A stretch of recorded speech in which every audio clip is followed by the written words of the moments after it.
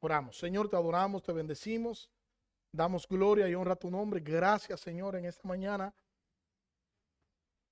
porque nosotros tenemos un Padre en quien nosotros confiar y en quien nosotros creer. Un Padre a quien nosotros podemos acudir, Señor. Te pedimos que tu Espíritu Santo obre en esta mañana, que tu Espíritu Santo trate, Señor, con nuestros corazones y que tu Espíritu Santo nos deje ver a Cristo glorificado por medio de la exposición bíblica, Señor. Te pido que nos sigas guiando, Señor, y que tu palabra inerrante y toda suficiente obre, Señor, como una dinamita en nuestros corazones. Y que nosotros, motivados por tu Espíritu, podamos hacer los ajustes para nosotros parecernos a Cristo. En el nombre de Jesús. Amén. Vamos a leer en, en vamos a leer en la carta a los Efesios.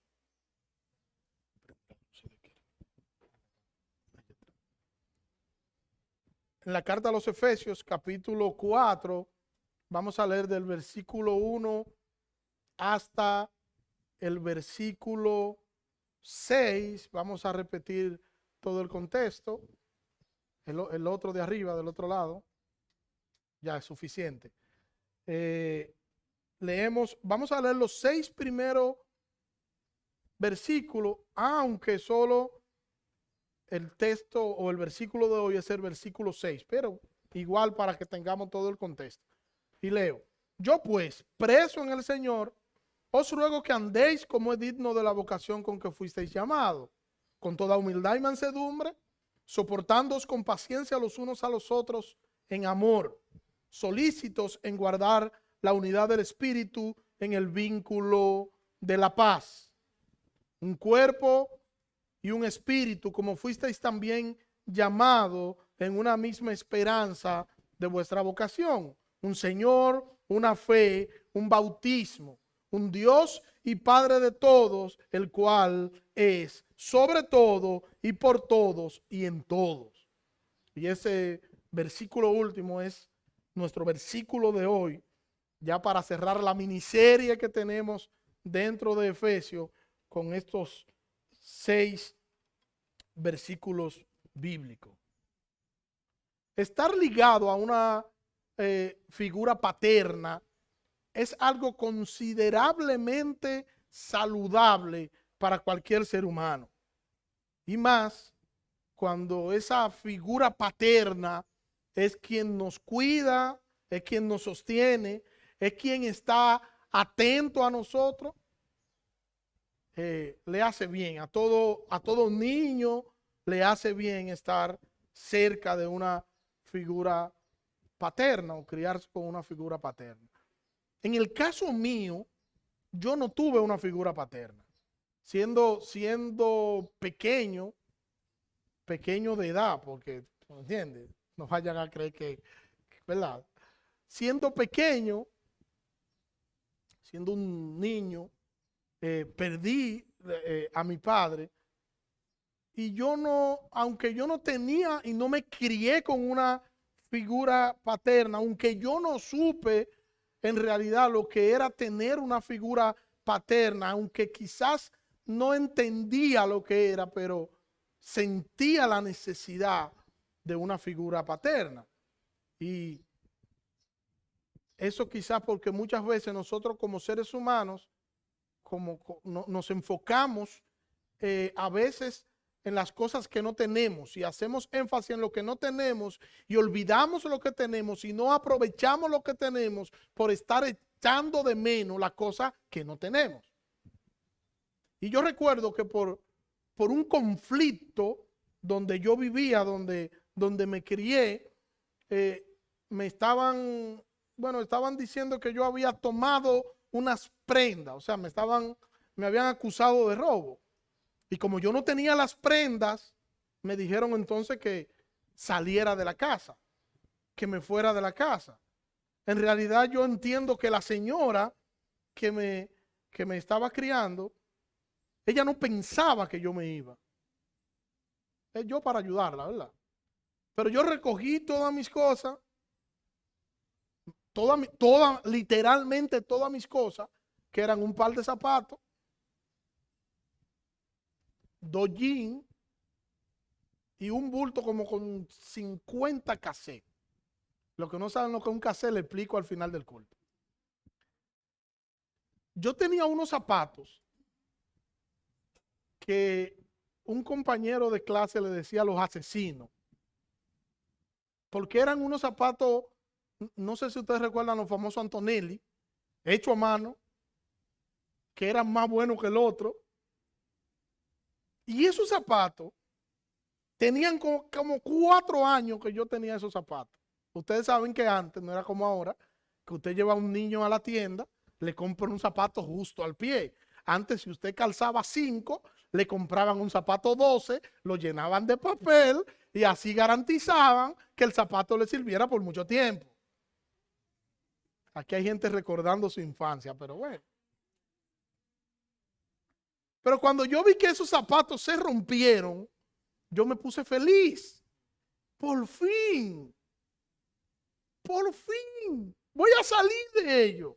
Esos zapatos yo solamente los utilizaba para salir, para estar en la casa, para ir al baño, para ir al colmado cuando me tocaba ir, para hacer cualquier salida, a veces para montar bicicleta. Solamente para eso era que yo utilizaba los zapatos. Cuando yo veo que los zapatos se rompen, yo estaba feliz, cogí los zapatos porque se rompieron la suela abajo, lo eché en el zafacón y fui y le dije a la doña con una risa, se rompieron los zapatos.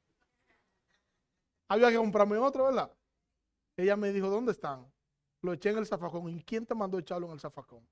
Ve, búscalo, que le vamos a poner una suela nueva. ¿Cómo va a ser? Y lamentablemente le pusieron una suela nueva 5 años más. Pero ese día que le estoy contando, cuando yo salgo de la casa, que recojo todas mis cosas y me voy, en realidad yo no tenía ni siquiera para dónde coger, no tenía ni siquiera para dónde ir. Y me senté en un parque que había al frente, con muchas preguntas sin respuesta, con muchas cuestionantes. No sabía qué hacer, ni qué decir, ni qué pensar. Pero se me ocurrió una Biblia que me habían regalado en esos días. Ya yo había hecho profesión de fe y me habían regalado una Biblia en esos días. Y se me ocurre abrir la Biblia que me habían regalado. Y yo abrí la Biblia justo en el Salmo 27 y estaba marcado, subrayado con un marcador amarillo en el versículo 10 que dice, aunque padre y madre me dejen, con todo Jehová me recogerá. Y ese versículo me dio la fuerza que yo necesitaba y me llevó a pensar en la paternidad del Señor. Ahora yo soy hijo de Dios, o sea, ahora el Señor es mi Padre es el Señor y nadie es mejor Padre que nuestro Dios. Nadie es mejor que Él para protegernos. Nadie es mejor que Él para guiarnos. Nadie es mejor que nuestro Señor para cuidarnos. Nadie como nuestro Dios. O sea que a pesar de la situación que yo estaba viviendo, yo entendí que yo podía descansar en un Señor, en un Dios que ahora es mi Padre. Y cada vez que me iba mal, porque ¿verdad? Uno tiene que a veces desde temprana edad echar al ruedo y ser un adulto cuando uno debió ser adolescente. Y cuando cometía errores que me iba mal, yo siempre acudía al Señor y le decía, Señor, aquel día, cuando yo salí de aquella casa, que yo vi por coincidencia ese versículo, yo sé que no fue una coincidencia. Tú me estabas diciendo que tú eres mi Padre y yo creo eso. Tú eres mi Padre y tú tienes cuidado de mí. Yo confié en el Señor y aún sigo confiando en el Señor porque Él es nuestro Padre. Y ese es el tema de esta mañana, unidad en el Padre. Yo creo en el propósito de Dios para mí como su hijo. Y yo apelo a la paternidad de mi Señor, así como los hijos apelan a sus padres cuando tienen cualquier dificultad y saben que sus padres le pueden resolver. Yo apelo a la paternidad de mi Señor. Solo la idea de saber que yo tengo un Padre celestial, solo la idea me hace bien. Por eso leemos nuestro versículo bíblico en el versículo 6, que es nuestro texto, dice, un Dios y Padre de todos, el cual es sobre todos y por todos y en todo. Y Pablo aquí en Efesios se empeña en mostrar la paternidad del Señor. O sea, en mostrar la paternidad redentora del Señor.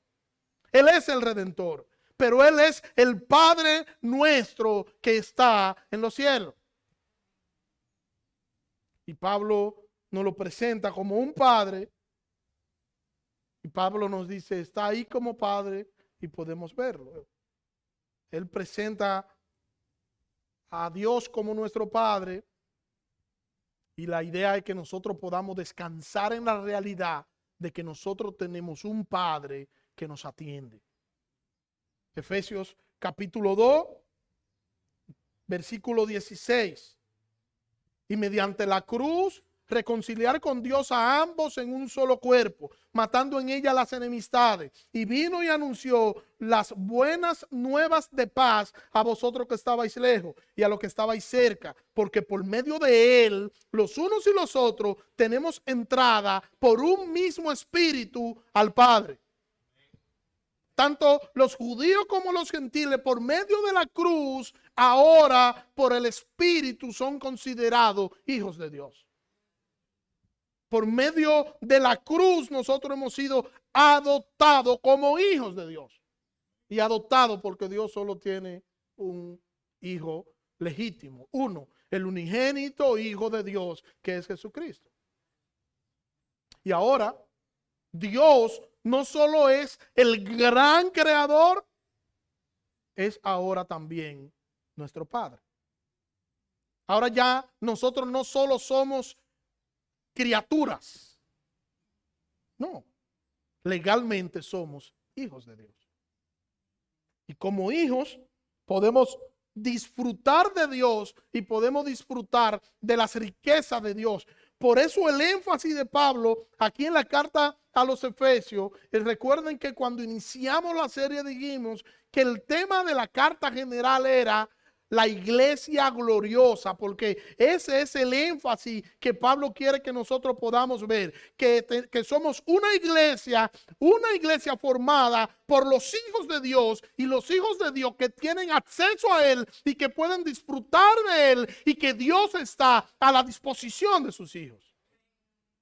Podemos intimar con Dios, podemos disfrutar de él. Y Pablo nos dice en la carta que todas las riquezas espirituales están ahí a disposición de la iglesia, que solo tenemos que tomarla.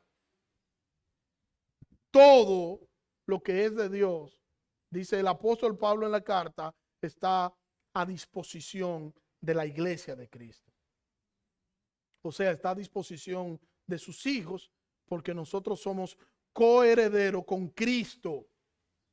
Coheredero con Cristo. Sus hijos adoptivos, que somos nosotros, tenemos el derecho legal y el acceso directo hacia Dios. No importa lo que esté sucediendo, no importa lo que pueda suceder, nuestro Dios, que es nuestro Padre, está ahí para nosotros.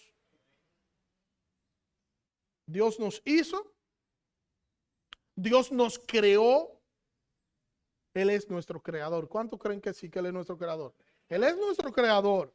Efesios capítulo 3, versículo 9. Y de aclarar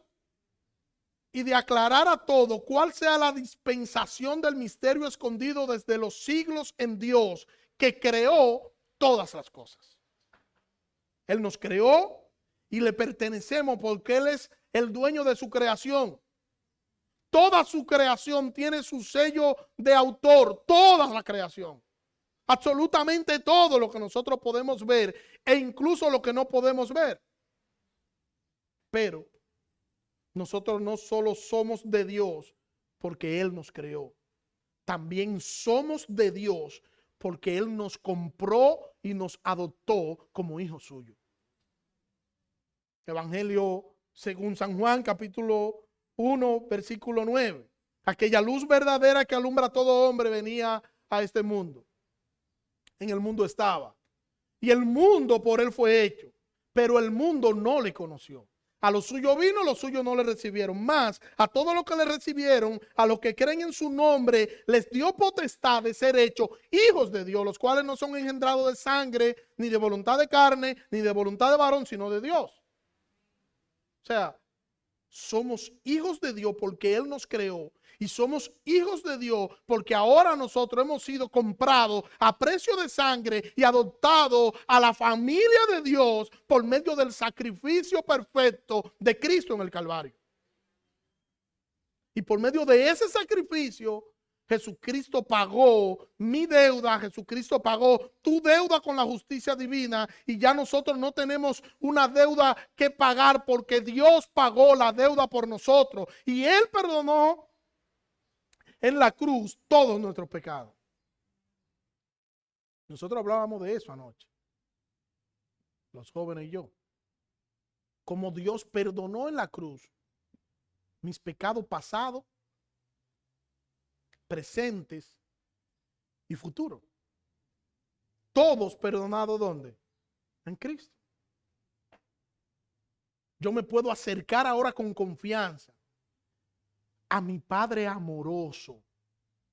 Cuando un niño se va a acercar a su padre, él no siente temor de que su padre le puede decir cualquier cosa o de que su padre lo puede maltratar. No, se acerca con confianza a su padre porque es su padre. Nuestro Dios es nuestro Padre y nosotros podemos acercarnos con confianza al trono de la gracia.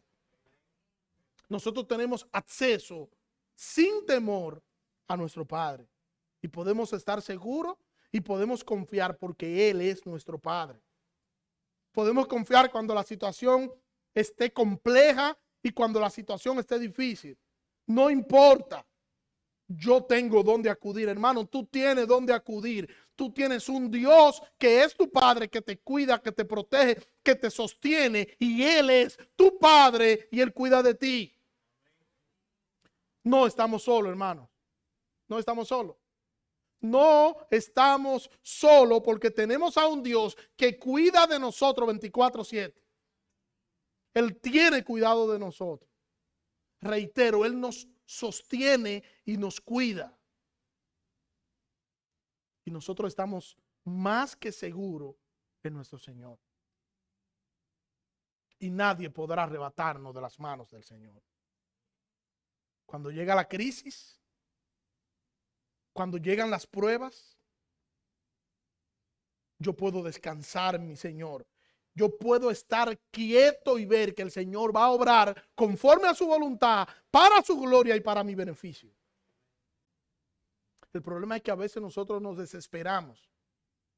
Porque a veces nosotros, en nuestra humanidad, nosotros vamos donde Dios y le decimos, Señor, mira, yo quiero que tú hagas esto, esto y aquello. Y le decimos al Señor lo que tiene que hacer, cómo tiene que hacerlo, por dónde tiene que hacerlo, de qué manera tiene que hacerlo. Le damos el mapa al Señor de lo que Él tiene que hacer. Y queremos trazarle la pauta al Señor. Y no debería ser así porque nosotros olvidamos que nosotros estamos en el centro de la voluntad de Dios y que en nuestras vidas se está cumpliendo su voluntad y se va a seguir cumpliendo aún por encima de nosotros. Los discípulos estaban en la barca. Y mientras ellos estaban en la barca, que iban a cruzar al otro lado, Jesús estaba en la popa de la barca durmiendo. Se levanta una gran tormenta, dice las escrituras. Pero tal era la tormenta que esos hombres que estaban ahí en la barca eran hombres que estaban acostumbrados a experimentar tormenta en ese mismo lago. Eran pescadores experimentados. Y era muy frecuente la tormenta en esas zonas.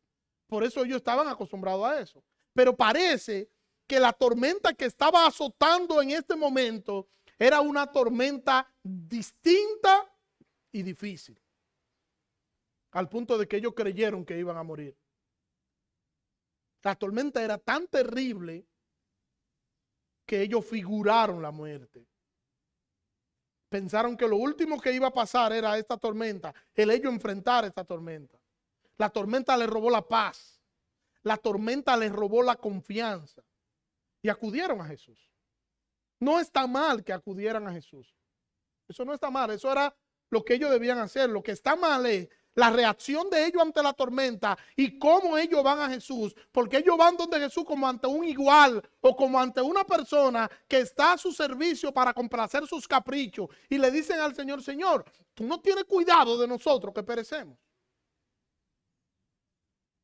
O sea, Señor, a ti no te importa que estamos a punto de morir y tú durmiendo ahí. Y eso, al igual que los discípulos, nos pasa a nosotros.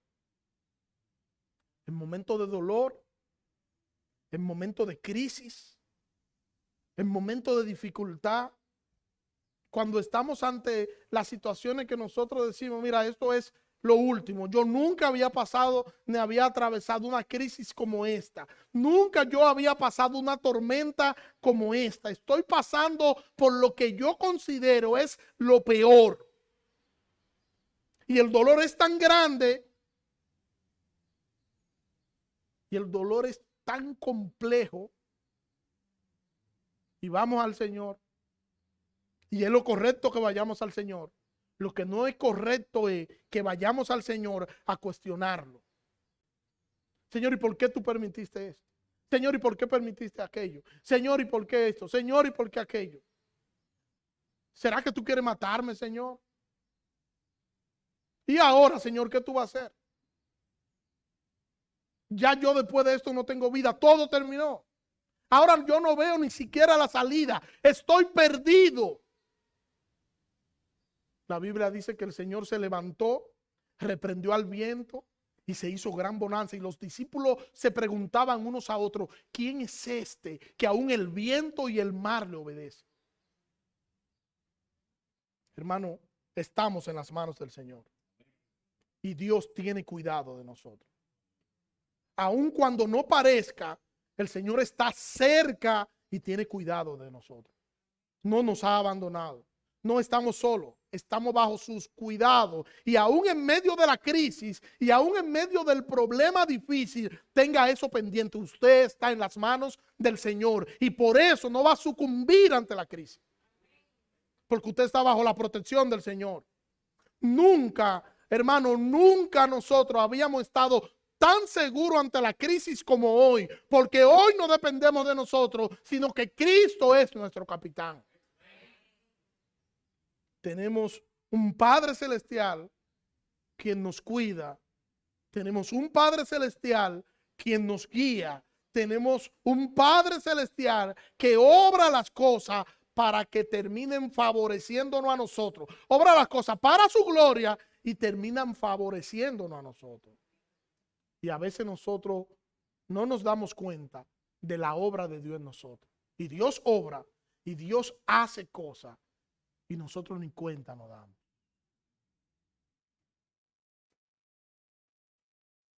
¿Cuántas veces la protección del Señor ha permitido que no te pase nada y que esa protección permite que no llegue nada y que tú no puedas salir perjudicado de distintas situaciones? Tú no lo sabes. Y quizá nunca te des cuenta en esta vida. Pero Satanás le dijo al Señor, pero el Señor le dice primero a Satanás, tú no has considerado a mi siervo Job. Y Satanás le dice, pero si tú lo has cercado, o sea, tú le has puesto un cerco donde yo no puedo entrar. Autorízame para yo ir y tocarlo. Hermano, nosotros estamos protegidos por el Señor. El Espíritu Santo habita en nosotros. Y nadie nos puede dañar, absolutamente nadie, a menos que la voluntad de Dios esté de por medio. Nadie. Nosotros somos hijos de Dios y un Dios que es todopoderoso, todo suficiente y nadie nos puede arrebatar de la mano de ese Dios que es todopoderoso. Primera carta a los Corintios, capítulo 10, versículo 3. No os ha sobrevenido ninguna tentación que no sea común a los hombres. Y fiel es Dios, que no permitirá que vosotros seáis tentados más allá de lo que podáis soportar, sino que con la tentación proveerá también la vía de escape a fin de que podáis resistirla. Aleluya. Eso es para que uno se goce, ¿verdad, Wilfredo? Es para que uno gozarse. Viene la tentación, viene. Viene la tormenta, viene. Vienen los momentos duros, vienen. Las tentaciones y la prueba, nosotros las vamos a enfrentar. No, ninguno aquí es exclusivo para no enfrentar dificultades. Todos vamos a pasar por allí. Son cosas comunes a todos los creyentes. Todos nos enfermamos. Todos tenemos pérdidas.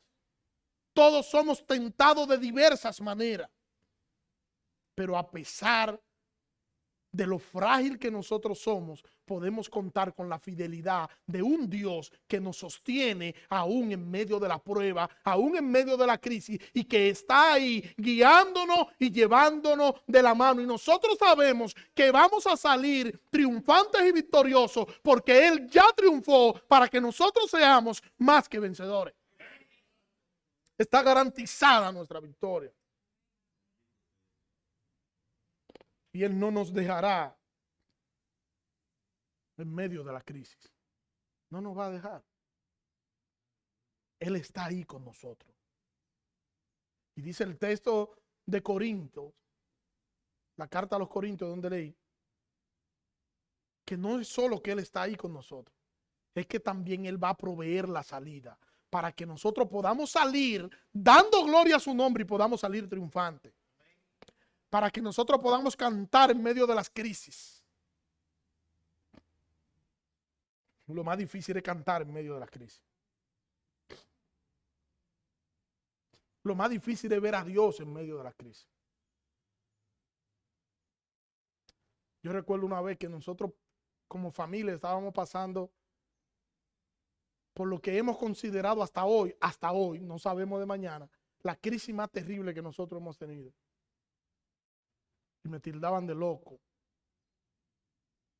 Y me decía, yo recuerdo que Brahmi me decía, tú tienes problemas.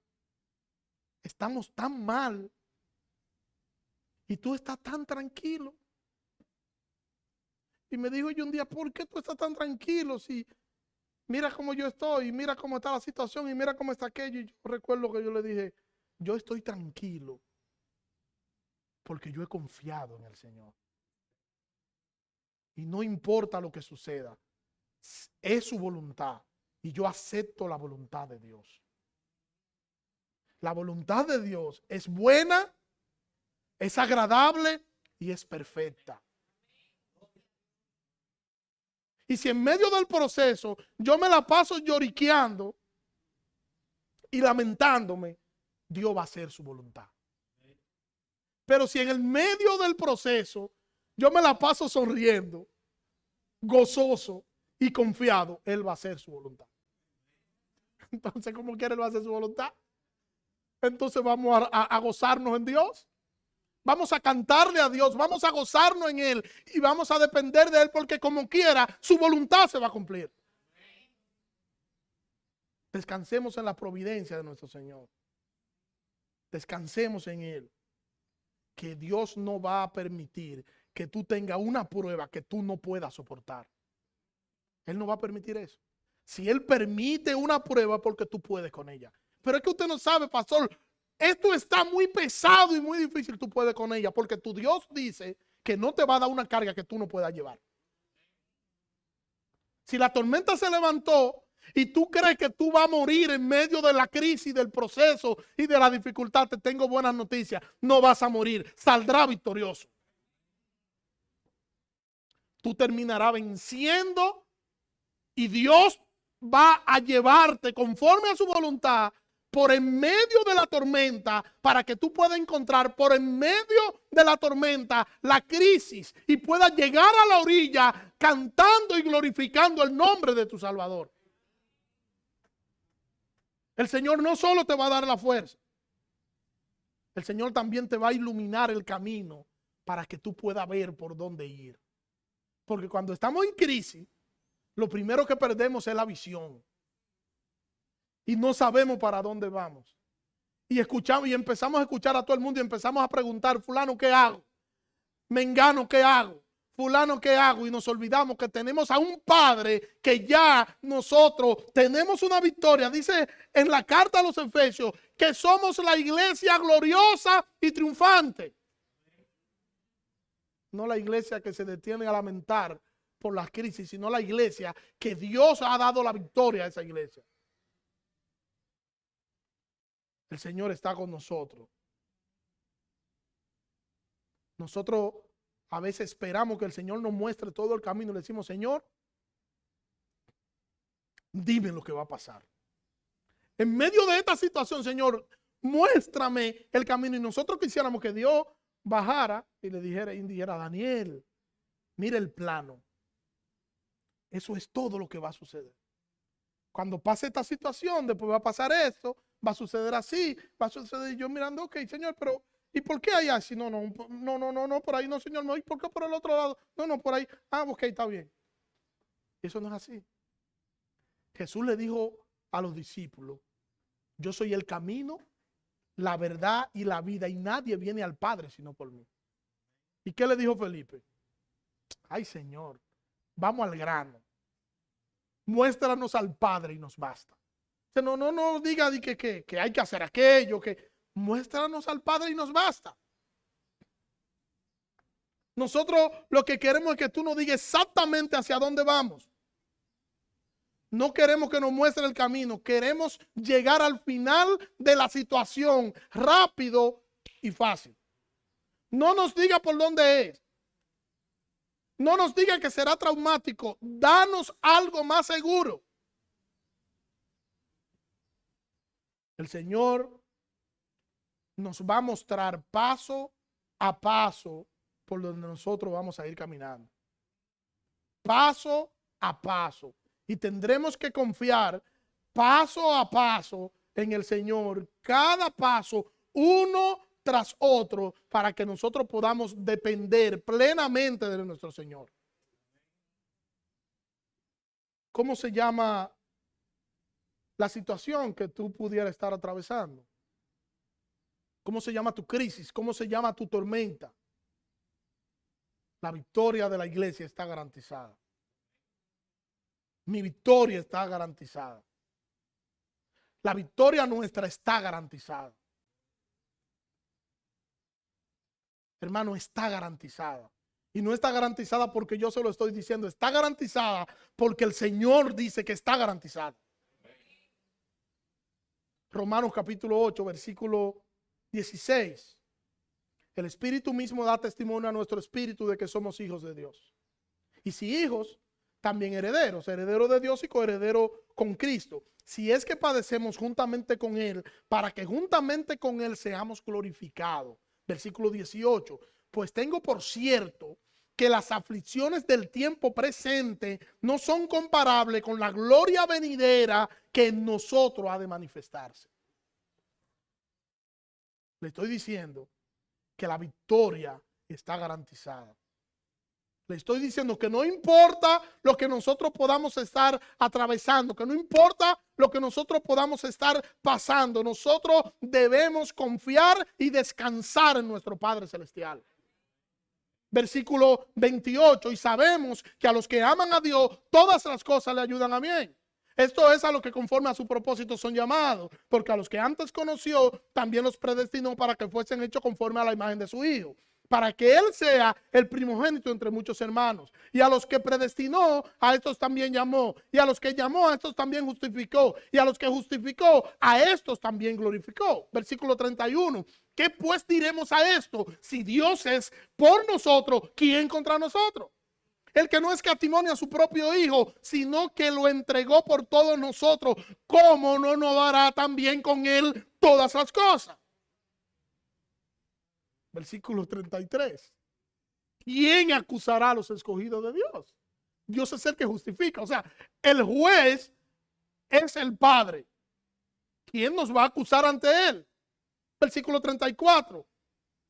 ¿Quién es el que condenará? Cristo es el que murió, más aún el que también resucitó, el que además está a la diestra de Dios, el que también intercede por nosotros. Y por si alguien tiene alguna duda, el apóstol Pablo concluye diciendo en el versículo 37, ¿quién nos separará del amor de Cristo? ¿Quién? ¿Tribulación? ¿Angustia? ¿Persecución? ¿Hambre?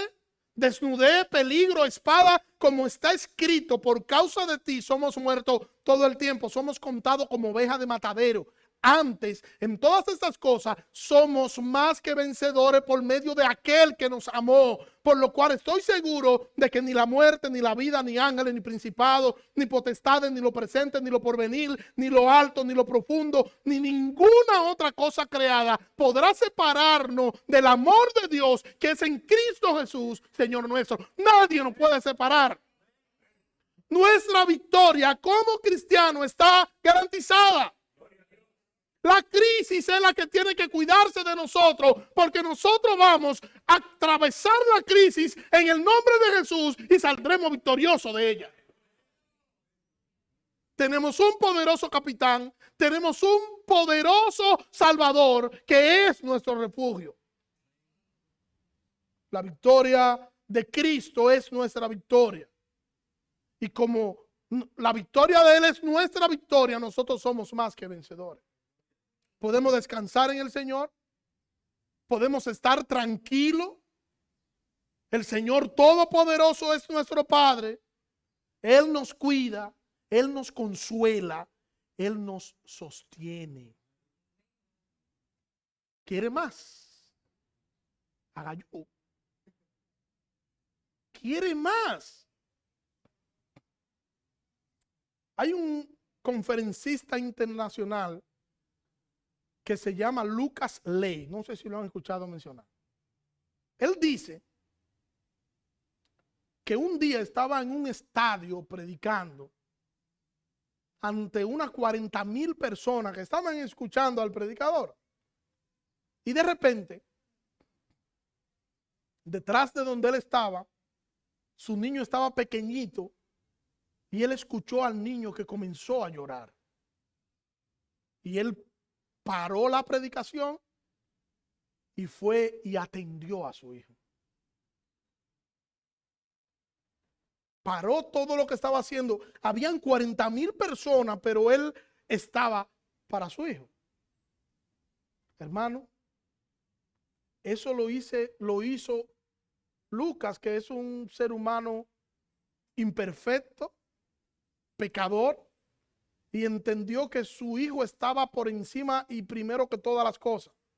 ¿Cuánto más el Señor, que tiene cuidado de nosotros, que es nuestro Padre, nos va a atender cuando nosotros lo necesitemos? Él está ahí a nuestra disposición y Él se siente a gusto con nosotros, con atendernos. El niño grita tan duro que su padre lo escucha. Nosotros podemos ser tan intensos en la oración sabiendo que somos escuchados por nuestro Padre y que nuestro Padre nos atiende y que nuestro Padre nos cuida. Tenemos un Padre a quien acudir. Tenemos un Padre que nos ama. Tenemos un Padre que nos sostiene.